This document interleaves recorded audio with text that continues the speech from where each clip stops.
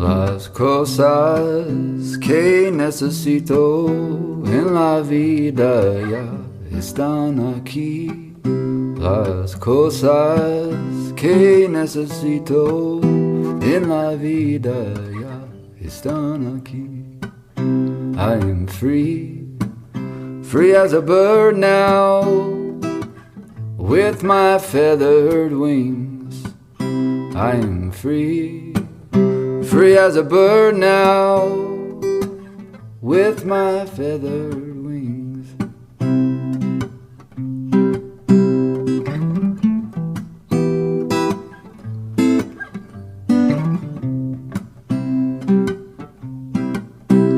Hey everyone, welcome to the Camino Cafe. I am so thrilled that you decided to tune in today, whether you are listening to our podcast or you are watching our YouTube channel. I am thrilled to have you at the Camino Cafe and at our table.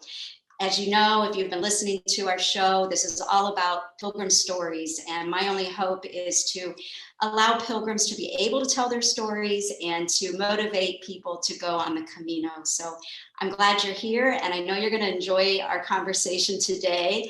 I am sitting here with Ray Powell and Dominique Powell, and they are a married couple. They are American Pilgrims, and they are based out of California, and they have a really exciting story. We've been talking probably for the past 45 minutes before we started the recording. I wish I'd started it sooner because they have a great story. So welcome to the Camino Cafe, Dominique and Raymond. I'm so happy you're here.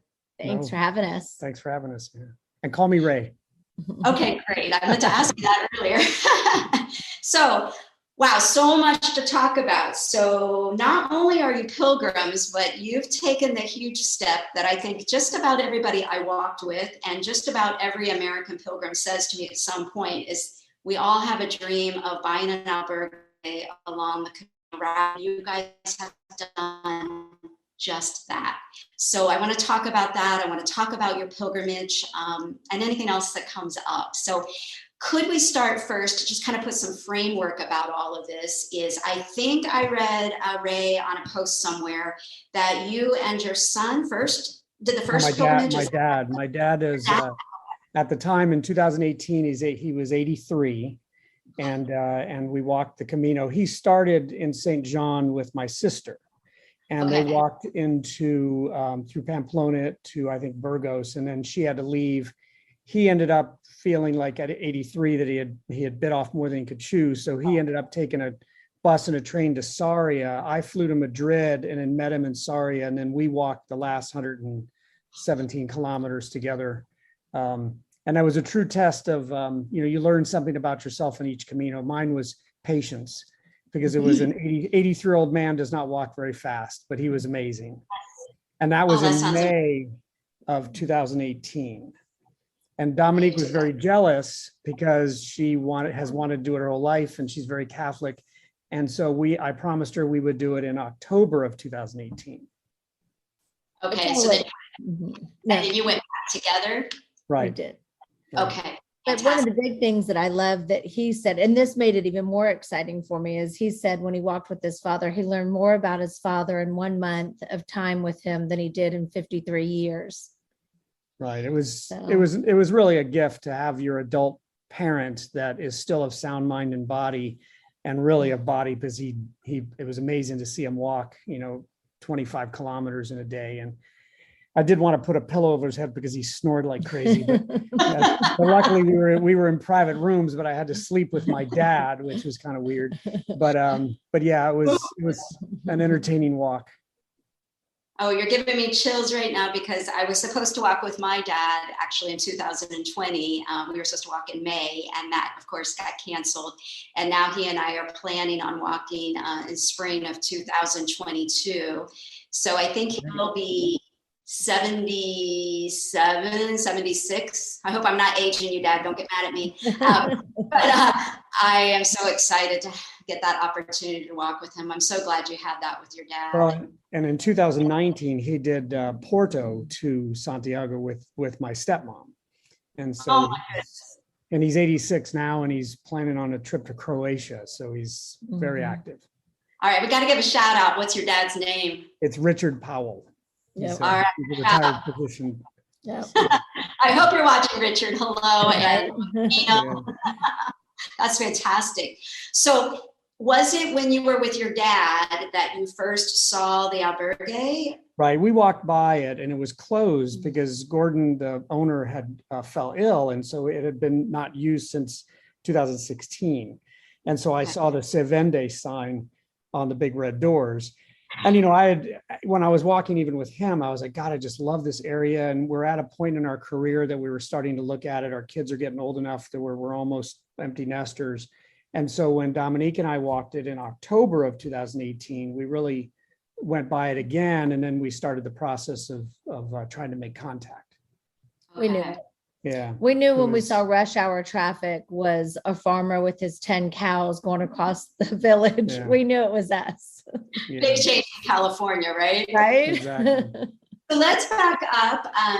So where was the first seed planted for the Camino? Because it sounds like, Dominique, you had known about it for some time.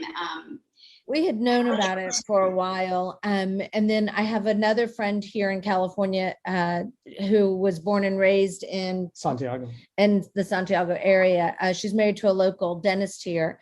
And her daughter and our daughter are friends, and they were walking it. And I really wanted to do it. So we started looking at it then, and just the timing was just never right. Well, she actually ran a business where she actually would take a group of people and do the concierge type of Camino, where she set up all the albergues and walk with them to give them a historical tour. And she actually, what's the name of in Vigo? And she walked some of the Portuguese, but Ponte Verde. That's where she's from. And she's born and raised. All of her family is still there. She met her husband when she was traveling in the US, back in her 20s, and they got married. And so she relocated, obviously, to the US. So.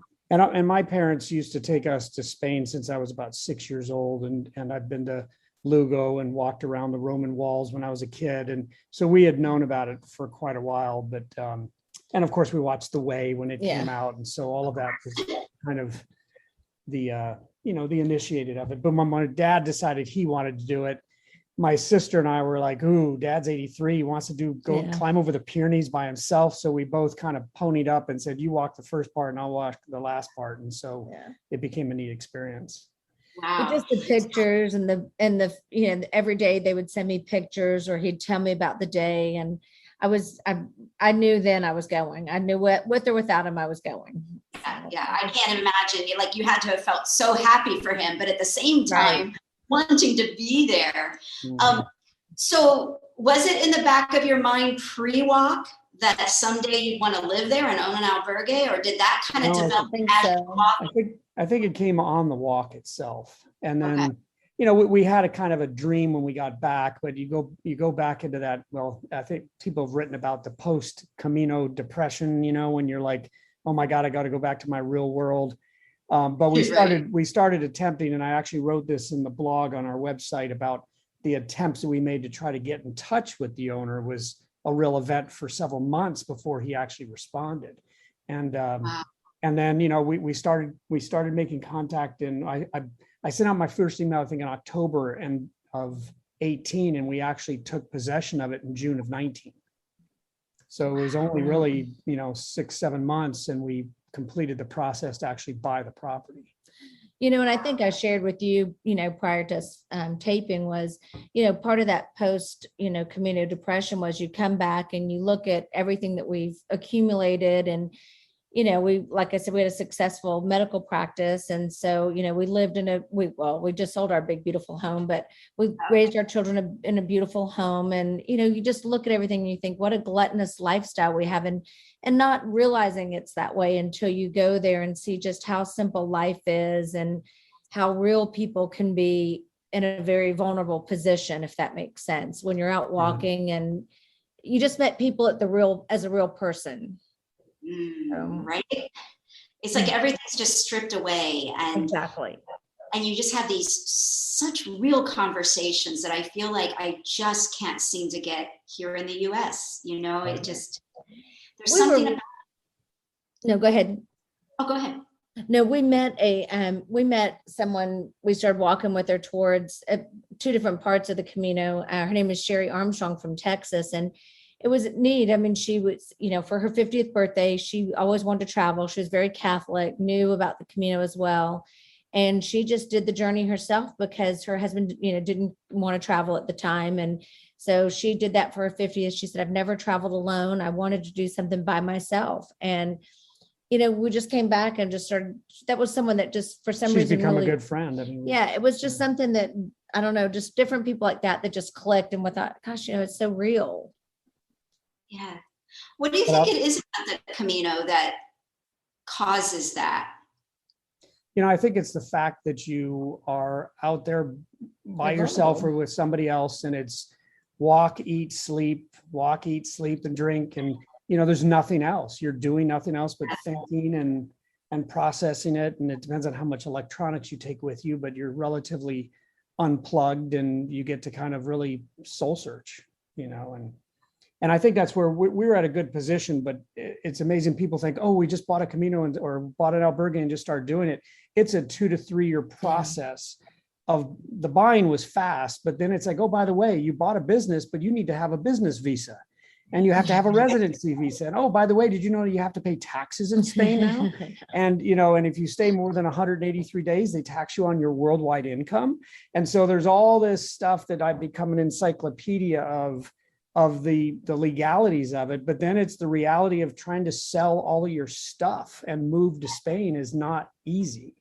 No, and are you in the process of doing that? Are you really going to sell everything? Oh, I should show you our living room right now. It's all wardrobe boxes, and it's going into storage, and we're selling all of our furniture and trying to liquidate. Well, we're going, like I said, from 4,200 square feet to how big is the storage unit? Yeah, to like 42 feet. Well, it's 72 feet, but it's going to have 2 of our vehicles in it too. So, and we still have to come back because we still do have a business, and we're going to be operating it a little bit from a distance. But this year, because of the pandemic still and the lack of occupancy of only 30%, we're just going to run it September and October. And then, our tourism license and the Galician tourism jefe comes and actually inspects your albergue and looks at everything, but it's April 1st to October 31st. You can ask for an extension, which I might do into November, but we'll come back from November until March. And, right now we're in a rental, so we'll be homeless when we come back. We have our RV, but we have to find another piece of property, and we're moving to South Carolina at the same time. Oh my goodness. Okay. So much. Okay. So first off, I just really want to say to you guys, I really feel for you, because as you were really going through this, that's when COVID hit. So right. What would have in itself been a very trying time, trying to figure out how to move to Spain and do all the things that were necessary in order for you to start this business, was super complicated by what was happening with COVID. And while I know many people have suffered greatly during it, and, I want to acknowledge that, but also say to you guys that I really feel for you for having that on top of what you're trying to do. And that must have been very stressful. I mean, I know some of your posts about just the traveling, trying to get some paperwork done sounded really, really stressful. Oh yeah, it was. Well, we just put so much money into it. We actually, like we said to you earlier, we actually hired a Spanish law firm thinking that it would make the transition smoother, because we had to deal with San Francisco's office. Right. And the office was definitely, trying. I mean, there were different things that happened along the way, but just getting appointments and scheduling the time to drive, 4 hours there for appointments and paperwork. And we never got a solid answer, from different people, on what the process was like. Well, the worst part was not even San Francisco. It's once you get to Spain, you still have multiple steps you have to do in Spanish government offices in a pandemic with a mask on, trying to understand somebody in a foreign language where you can't even see their mouth move.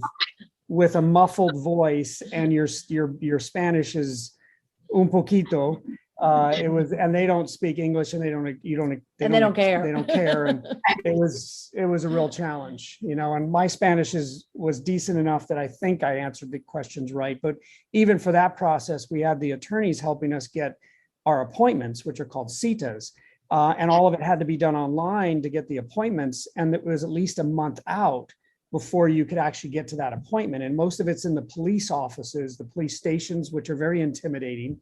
And the doors are locked, and you have to come in with a mask and, do the hand sanitizer 16 times. And then what was supposed to take 90 days that they say the government takes 90 days was taking 180 days because it was so delayed, having all the stuff have to go to Madrid to come back up to Galicia. Which was shut down as well.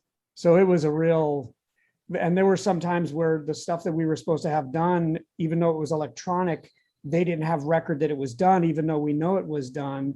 And it delayed us where we had to fly back to California and then turn around a month later to fly back to Spain in the middle of a pandemic to try to get the appointment. It was an expensive year. I mean, a couple of times we were like, is this really worth it? Or should we just, sit back for a year or two? But we pushed through. We've gotten so far into the process, but even now, this is the hard part for 2020 is we didn't even get to pick up our TIE cards, our residency cards, until 6 months after they had been approved, and they're only good for a year. So at the end of July this month, we have to start the process to renew, but you have to prove that you've been in country for 180 days. And it's only July. And so how do you prove something when you're still got 5 more months that you could physically be there, but you haven't done your 180 days yet? Because we missed, 3 months just because of the pandemic. So we're hoping that they're going to be lenient on that, because they literally look at your passport and they look at the stamps. And supposedly, I don't know how they do it because it's so complicated. I can't read the stamps. The immigration guy stamps whatever page he wants to, and you can't read them. So we're hoping they'll just kind of pencil whip that and approve us, But I will say, the Spanish government has been very helpful. If you can find the right person, that's the other part where we are, we've been really blessed with that. Our neighbors have helped with Spanish. We've gone to some of the government offices, and, if they aren't able to understand us and we can't do it between Google Translate his Spanish and their, they find somebody that can help us. So they've been wonderful as far as taking care of us and wanting the process to be easy. And they'll get their personal phone out and try to translate, and they're helpful. It's intimidating, but once you get past that, I feel like it's as frustrating as it's been. It's been an overall positive experience. After the meeting, you definitely need a cerveza con limón. Yeah, definitely. every meeting. What kind of self-care? What kind of self-care are you two practicing? Because this was a stressful year and a half in itself, and to be going through a process like this and selling your family home and doing all the things that have been necessary during a very trying time in itself, hats off to you. And I do want to say to viewers and listeners that, the process, I've just started my application in trying to move to Spain for a year. And I will say that the process is challenging. There's a lot of administrative work to it, and it is a big deal, obviously, to move to another country. And you two really took the next level. I'm just trying for a non-lucrative visa to test it out, but you took the next step, which is the business visa, which takes a little bit longer and requires a lot more work.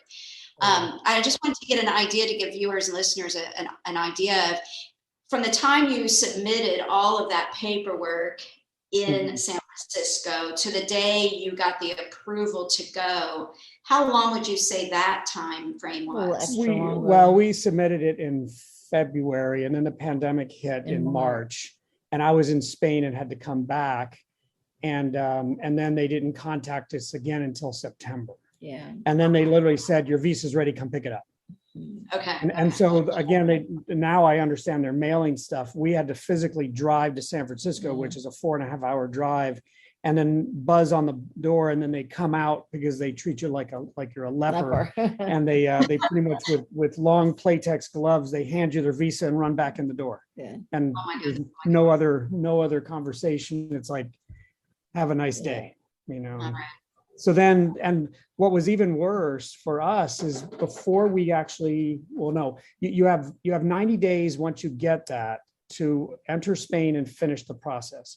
Well, we had to come back because of the issues with certain parts of the paperwork not getting done. So in order to go back again, by the time we got to go back again, that visa had expired. Oh my goodness. So literally we were showing the American Airlines an expired visa along with the deed of our property and a letter from the attorney and all of this stuff to convince them that the thing that really helped was we had an appointment piece of paper, a CETA, that showed that we were going there to pick up our TIE cards. They were already done. We just needed to pick them up. And we were able to sweet talk the lady at the San Francisco airport to let us on the airplane. And that was that most stressful thing that I actually blogged about, because that was a challenge on top of having to be COVID tested and everything else. Just reading your blog post was overwhelming. Like, I couldn't believe what the process was like for you. And certainly, viewers and listeners, we don't want to scare you off from the process of doing this. No. They have completed this during probably one of the most challenging times. Exactly. And from what it's looking like right now for the non-lucrative visas, they're looking at somewhere between a month to 90 days for getting approval. So if it's your dream out there, please don't let us be dissuading you in any way. So let's want you to do well. Yeah. And I think it's just, it's a big deal to move to another country. So, probably shouldn't be that easy, but of course we all like things to be easy. Right. Let's skip to, I'm wondering, as you're walking and you're spending the night in different albergues and whatnot, is there one that has kind of been a model for you or a muse that you're like, they set the bar, and or a couple of albergues that you'd want to mention, or maybe we'll start there. Is there one that you would?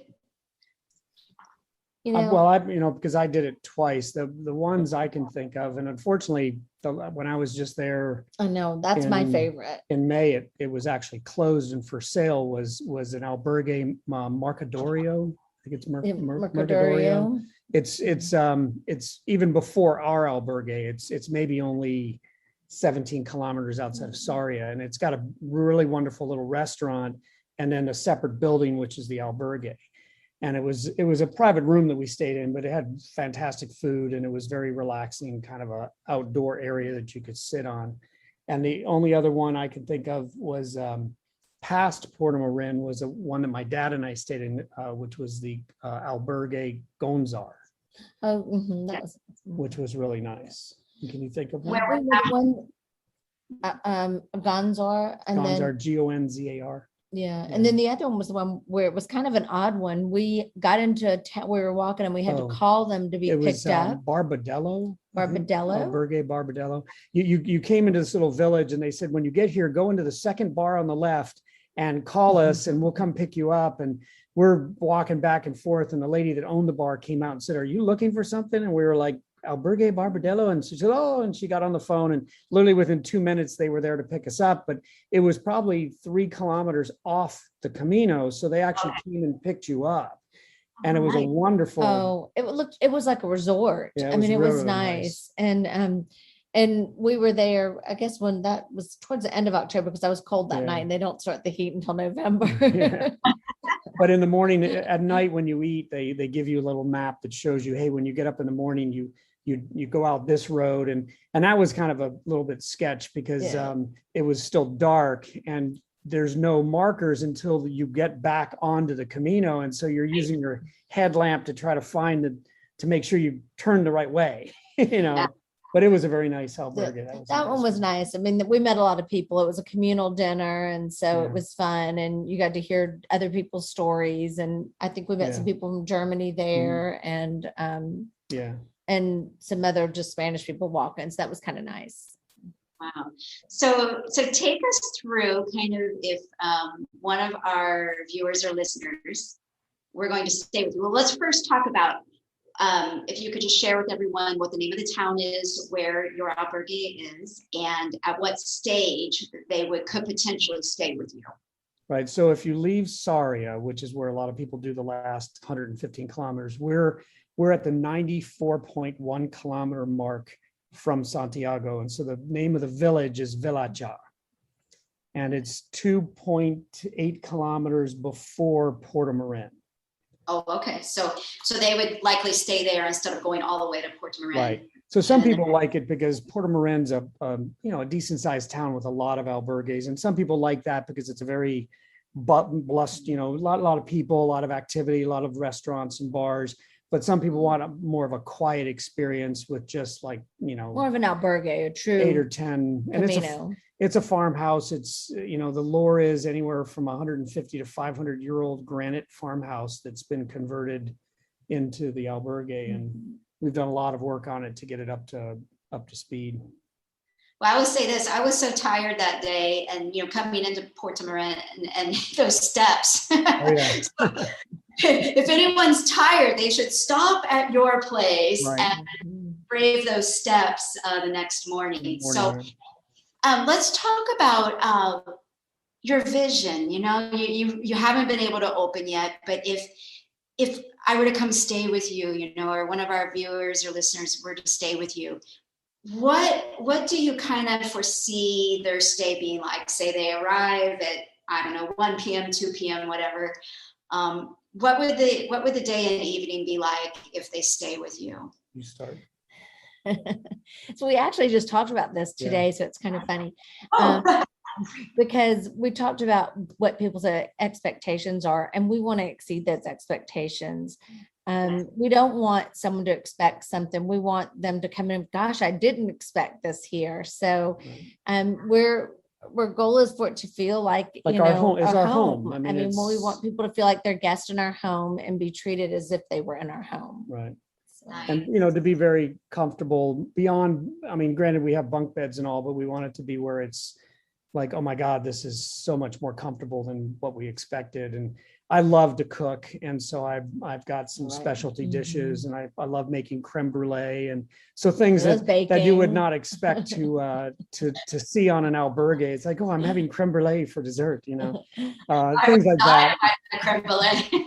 Yeah, and so and I love to bake, and so even though the Spanish bread is fantastic, and we have the bread truck every Tuesday and Saturday come through the village honking his horn, I'm also going to be making some puff pastries and things that I've got specialties of that are filled with, she's from South Carolina, so she knows how to can vegetables and fruit and preserve.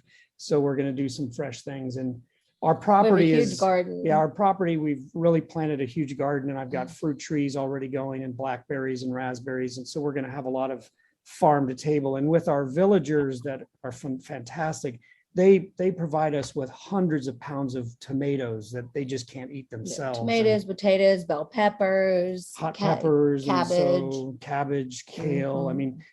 Eggs. It's just amazing, the stuff. And so we're really working with them so that when we open, we can provide, some financing for them as well, and provide the vegetables right to us so that I have something fresh to cook with. Well, and a typical Pilgrim meal does not necessarily contain that many vegetables, right? And so anytime we can get something like that to nourish our bodies, it just felt so good while we were walking. I've looked at photos, of course, of what you've been doing there so far that you've shared on Facebook, and it just looks lovely. The courtyard. Yeah.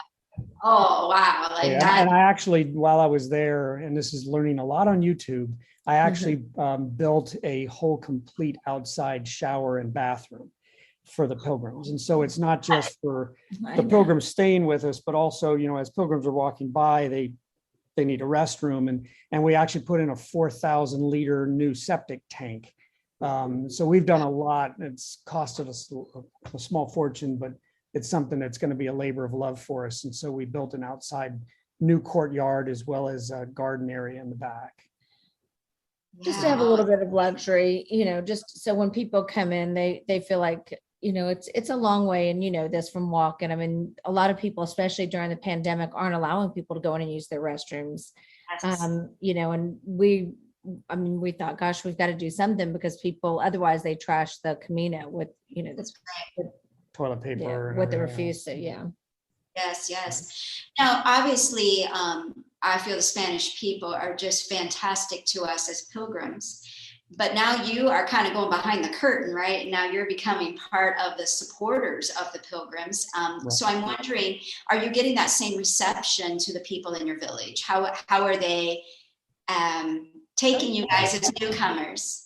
Oh, they're the sweetest things on the planet. Probably the one that we have one neighbor who's an expat that seems to be the sky is falling kind of woman, but all the villagers are just incredibly receptive and just nice. Super sweet. We've been very blessed. I mean, we couldn't have picked a better community to move into. I mean, with as far as support and, but I think it's because, they have a work ethic that's from sun up to sundown.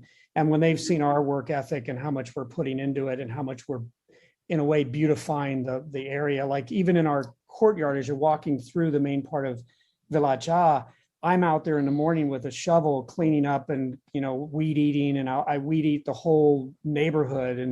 And I've helped Marie Carmen fix her chicken coop doors and things like that. And they instantly want to pay me. And I'm like, no, you're, one of my friends, and the next thing I know, I've got a dozen eggs in my refrigerator, and so they're very, very proud people, and they're very uncomfortable getting gifts or having somebody give them something because they're not used to it, and so we usually, whenever we come from California, we bring them Jelly Bellies or some California wine or something that they would never get in Spain. And they're very appreciative. They thought the Jelly Bellies, they just remember that from Ronald Reagan. Oh my goodness, that's great. Yeah. So you were now I think, Ray, you were there just recently and I got back in late May. Late May, okay. So have you heard any reports on how things are in your village? Oh, yeah, I just actually communicated with Marie Carmen, and that she just says there's more and more pilgrims and a lot of teenage pilgrims, and none of them are wearing masks. And you can see the locals in Portomarin that are wearing masks. The locals wearing masks, but the pilgrims aren't. And that has some contention for them, I think, because they're still, and I think some of it is even what they hear, and they've got a limited amount of news press, that it's still like, a very scary thing for them. And they are down into the 30s, 30-year-olds that are getting the vaccine. And they did, while I was there, the 70 and 80-year-olds had already been vaccinated when I was there I was there March through May. And, but yeah, it's, nothing's really changed dramatically except just more and more pilgrims. Yeah. So, are most of the residents in your village, are they mostly elderly? Well, the people that we communicate with, I guess the definition of elderly, they're my age, but some of the farmers they're very young. They're very young. And so thanks. And so, but some of the farmers are in their 70s and 80s, but they have sons that are already taking over the farm kind of thing, and they're only in their 30s. But we have quite a few kids riding through the neighborhood. We've got probably 4 or 5 little boys, little hellions that are like 8 and 11 years old. So there's still some fresh young blood there too. Yeah. So what did your dad say when you said you were going to buy this place? Oh, he is so jealous. He, we've been all over Spain, and there's an area south of Granada called the Alpujarras. It's a mountainous region that almost looks like the Greek structures where everything's whitewashed. And he's always had a dream of just being a goat farmer in the Alpujarras. And so he's very, very jealous, and he wants to come, and he's seen it. When he walked the Portuguese, my son and I, when we took possession of it in June, we drove to Santiago and met them when they finished, and we drove them back so they could see the albergue. And that's before we had done a lot of work. And we flew my mother up when we were there in March of this year from Malaga. So she spent a week with us there as well. So both of my parents have seen it, and all of our kids have been as well. All the kids have been there.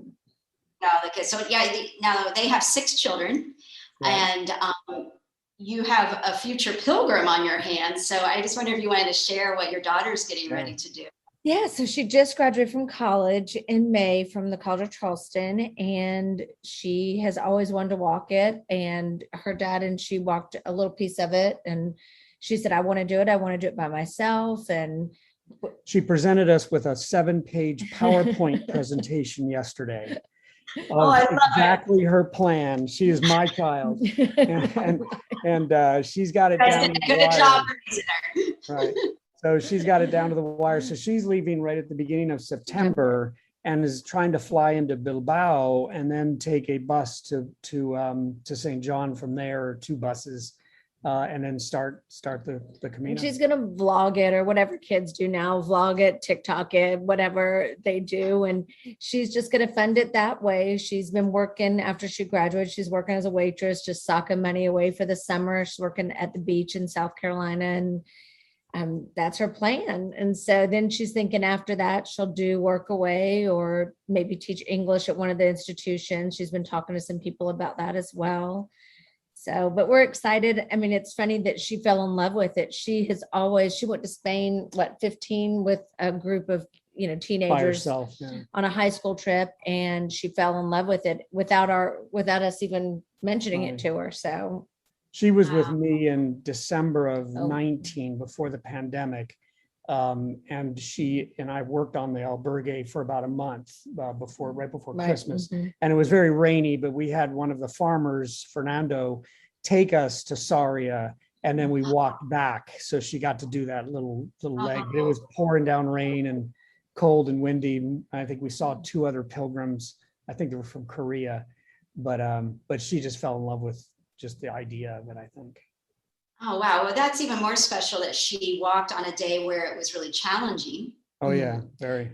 And still wants to go back. That says a lot about her, right? Especially if you see many pilgrims. That's unusual for that stretch, right? Yeah. And she knows it's out there. She just read the book that we were talking to you about. And so she read that book as well. And so she's excited. I think the more she, on her PowerPoint yesterday, she had all of her, the things that she's considering with the route that she made on, where she's thinking about stopping.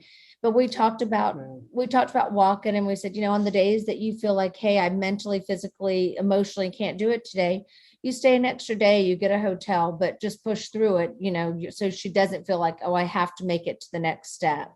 That's the fun part about the Camino. There's so many albergues along the way that, if you have a day where, hey, I'm only going to walk 5 today, I just can't do it, I'm not there, you can stop. So I'm excited. I feel like everybody should do it. I feel like it's definitely something that, you definitely learn a lot about yourself. Well, and at 21, it's such an opportunity before she starts a career. Most of us wait until we're somewhat ending our careers to be able to have the time to do it, Yeah.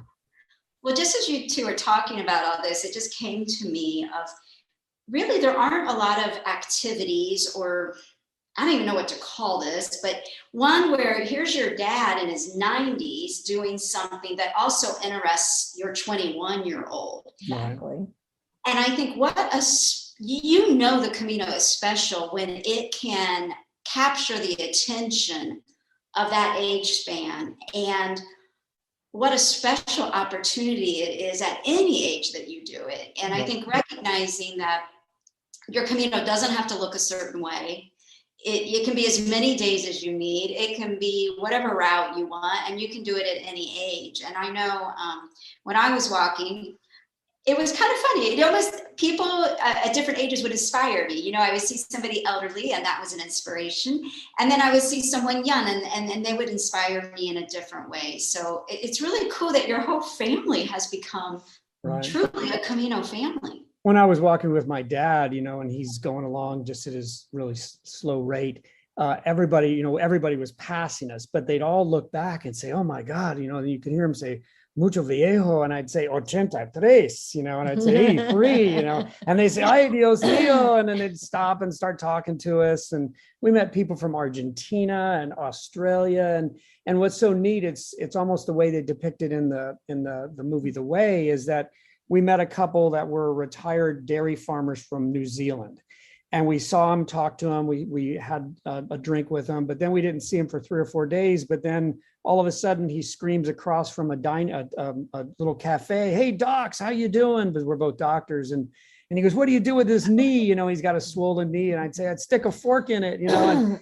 then you'd see him at the end in the cathedral. It's such a neat experience. And then Dominique and I were walking, and there's all these people around us, and all of a sudden you turn around and you're by yourself. It was freaky. Just like, where'd everybody go? And it was so wild. And then you're walking by yourself for an hour before you see the next cafe or, albergue. And it was just really a special thing. I mean, it's such a neat opportunity. We've met so many different neat people. I was thinking I've been reflecting back onto the question about the different albergues.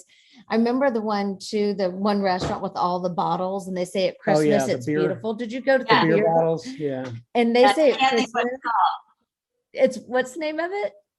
I can't think of what it's called either. Yeah. And so that was really a really fun one. That was really interesting. Right. And we met a lot of people there. We stopped there, of course, for a drink or two. Right. Yeah. And then we went to another one that I really liked, was the one that with the big ant that you just met. Oh yeah, Paseo de Formiga. I think it's got a big giant like welded ants. Like an ant in the front. We took pictures with it. Yeah. And I actually met the gentleman. His mom actually just retired and gave him the albergue. And so Tanya had, when she was walking, she actually shared some of my home baked chocolate chip cookies with him. And they started talking, and she was like, "Oh, you got to go see him." And literally the next day he comes honking at the door, and he speaks English pretty well. And so he's kind of one of my, now he's a young guy, but he's actually giving me a lot of tutelage on how to operate the albergue, and some of the specifics about it. So super nice. I just wanted to say, you referred to Tanya, and so Tanya, she's actually our very first podcast. Wonderful podcast, and several videos into our YouTube channel. But so if you haven't watched that one, viewers and listeners, please go back and listen to it, because she has an amazing story, and she's actually one of our most watched videos to date. But she has stayed at Casa Banderas, and she really helped us in connecting. So we want to give a shout out to her. And I'm so excited that she's been having Pilgrims staying at her place. So anyway, I hope that people will check out her video. She's on the Portugal way, and on the Portugal and the Portuguese, and it is absolutely beautiful. Oh, the pictures and the videos look amazing. So she's at La Cala and Oya. Yeah. Is it Oya? Right. Oya. Yeah. So La Cala and Oya. So please, folks, check that out. And I am loving seeing the connections amongst all of the albergue owners, Susie from Casa Susie, and I can really just feel this love and support that everybody has for each other, and really wanting everyone to succeed. There's definitely a feeling of abundance, and I think just like you're seeing in your village, you're bringing life to the village, you're bringing life to a place that unfortunately had closed, and they're so lucky getting 2 doctors. I'm just going to say, really busy. Trust me, I've already helped deliver a calf, and so they came because they couldn't. His son wasn't there, and Juan is 80. I think he's 79, and he just couldn't pull hard enough. So, and they don't use surgical gloves or anything, and I'm in there just grabbing the calf's legs and helping him pull. So that was my last day before I left in May, was to help deliver a calf. Oh my goodness.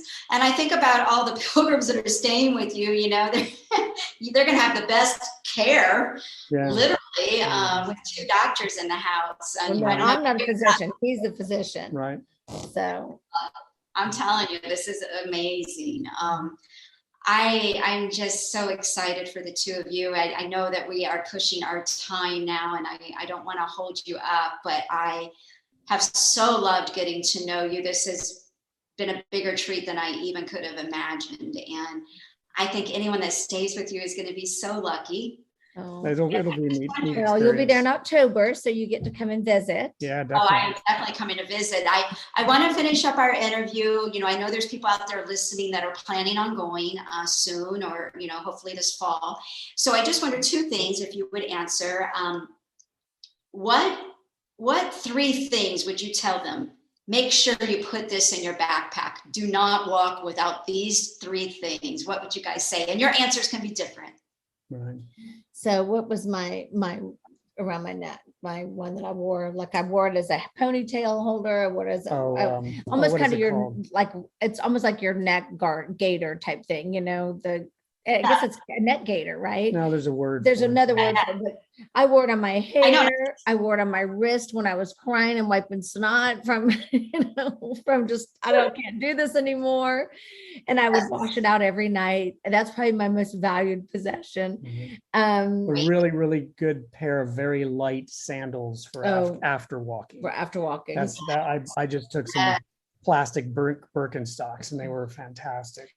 And then the other thing that we thought, in fact, we just pulled it out for Gabby, our daughter, was our inflatable pillow. Especially now, because most albergues were not allowed to give pillows and blankets and sheets. And a backpack or a sleeping bag liner, something that's light, for this time of the year at least, would be good. Would be good. Those. No, really, that was probably the main thing that we didn't really. I mean, we didn't have blisters. I mean, a lot of people complain about the blisters. We were, knock on wood, we're very blessed. But I used merino wool socks and a sock liner. And so I didn't have a single issue with blisters. Those are probably the main ones. Yeah. What's your secret luxury item in the backpack that you're a little embarrassed to say, this is what I wanted to walk with? Is there anything like that? Because I believe you need to have something of comfort too, right? So I had like a little comfort thing that I could put on at nighttime. Was there something that you were like, I probably wasn't necessary, but I'm really glad I had it? Well, yeah, actually for her, because I'm a very good masseuse, is like a really good Nivea cream. Yeah, something that she could get her foot massage. My calf at the end of the night. It was like a little canister of like a metal canister of Nivea, which was really good. I really didn't. I mean, I think our big thing was we kind of did almost like they did on the way. We planned a really nice night in Santiago at the Parador. Right. We did do that luxury, and we did schedule massages. We did schedule massages, or did we? I think so. But that was probably the big thing that we did. We said, you know what, we've gone this whole time, we're going to have a nice night, and we did. Yeah. Oh, that's fantastic. And I think for people that can do that, I think that is so important. And I just always encourage people to stay a couple of nights in Santiago, plan if you can afford to stay time-wise and financially. There's so much to do in Santiago, but also I think it gives you a couple of days as a buffer to kind of begin to process everything that's happened on your Camino, which of course we continue for a long time. Yeah. We stayed a little after we stayed at the Parador. We moved to another little inn, and we stayed there right next door to it, and we stayed there for 3 or 4 days. And we took a bus tour to Finisterre and Muxia and checked that out too. So.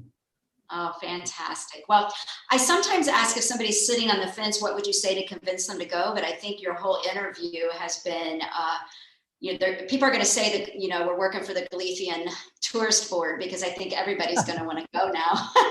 But I'll tell you, I told you earlier that what really kind of the past couple of weeks when I was reading the book that I told you about was one of the quotes that was on the Camino was, it's better to die with your memories than die with your dreams. And really, I think that hit home to me for some reason. I thought, okay, that's why I'm doing all of this. And if there's any way to share with people just how much of downsizing we're doing and getting rid of everything and just starting over, just starting a different chapter.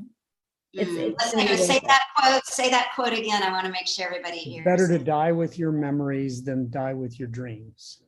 That's beautiful. And you had the book that came from. Do you still have it handy by you, Ray? Let me see if I've still got it up. Oops. My daughter Gabby is reading it right now as we speak. Let's see, where is it? If I have it. You just had it. That was on her. I don't know why I can't remember what it was called. It's like was it Walk of a Lifetime or something by Russ? That's exactly what it is. Yeah. Russine. Okay. So I just want to mention and give a shout out to that book, because we'll be interviewing Russ in a couple of weeks. So if you're watching or listening, you might want to pick that book up, because I think it is. So it's The Walk of a Lifetime, 500 miles on the Camino de Santiago, Russ Eanes. It's E-A-N-E-S. Excellent. So hey, Russ, if you're listening, we bought your book and read it and loved it. I love it. Well, thank you so much. So you hope to be back and opening the doors at Casa Banderas about 1 September is the goal, is to have it open. All right. So I will have Okay. I will have links to your website and your Facebook page.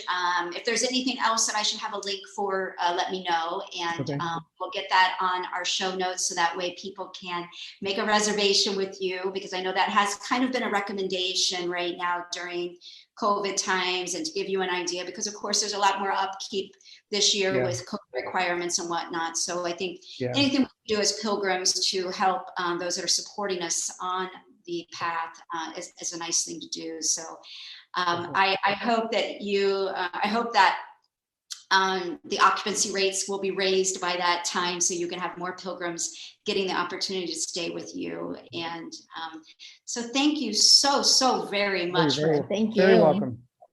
And I wanted to say, everyone that's listened today, make sure you check out their website and their Facebook page, and stay with them. I don't think you're going to regret it. And I think it's definitely a journey. Yes. And you can see all the love that they have for the Camino. Their entire family are Camino people. And I couldn't think of better people to stay with when you're doing that stage. So, so listeners and viewers, please check in with us. We'll have another interview very shortly. And we're so glad that you joined us today at the Camino Cafe and joined us for this great pilgrim talk. So, buen Camino, everyone. Camino. Thank you. Bye-bye.